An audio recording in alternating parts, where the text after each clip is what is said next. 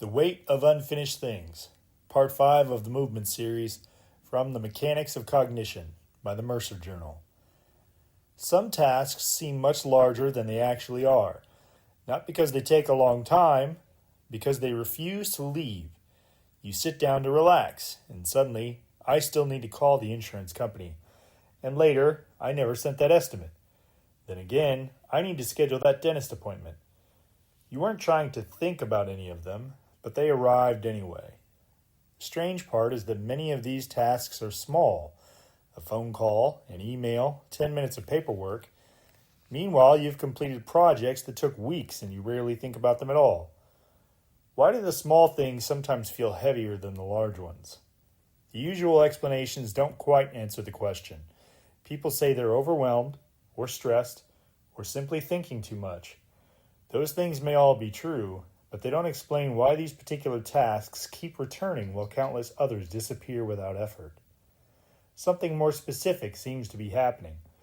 An unfinished task is not simply work that hasn't been completed, it is often an open coordination problem. The system cannot confidently predict how movement reaches completion, so it keeps returning to the problem. Not randomly, systematically. It isn't asking for attention because it is necessarily important. It is asking for attention because it is unresolved. That helps explain a familiar experience. The task seems to grow while you're doing nothing about it. You haven't started, yet it already feels heavy. Why? Because the weight is often not the work itself. It's the ongoing effort of trying to solve a path that still has no shape. The system quietly keeps working. Where do I start? How long will this take? What do I need first? What counts as progress? Nothing has happened yet, and yet something is consuming attention. The coordination problem remains unresolved. This also explains something that at first seems surprising. The amount of work and the amount of mental weight are often unrelated. Replacing a light switch may take 15 minutes. Scheduling a dentist appointment may require only one phone call. Sorting a stack of invoices might take half an hour. Yet each can occupy days of mental space. Not because the work is enormous, because movement toward resolution has never been established.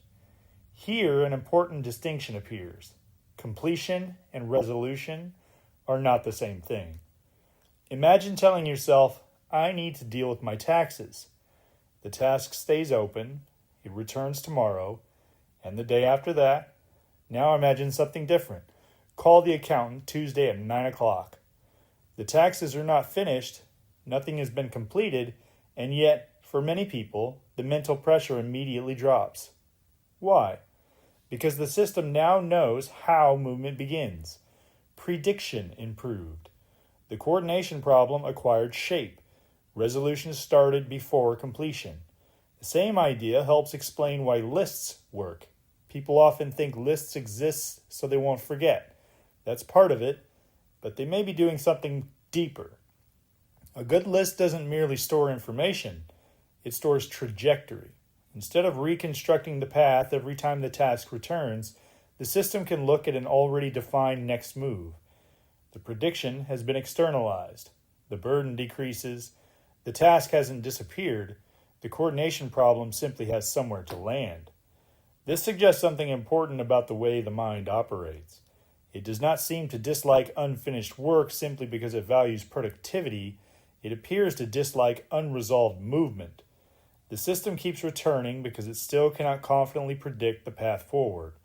Some unfinished things are genuinely difficult. Many are simply unfinished.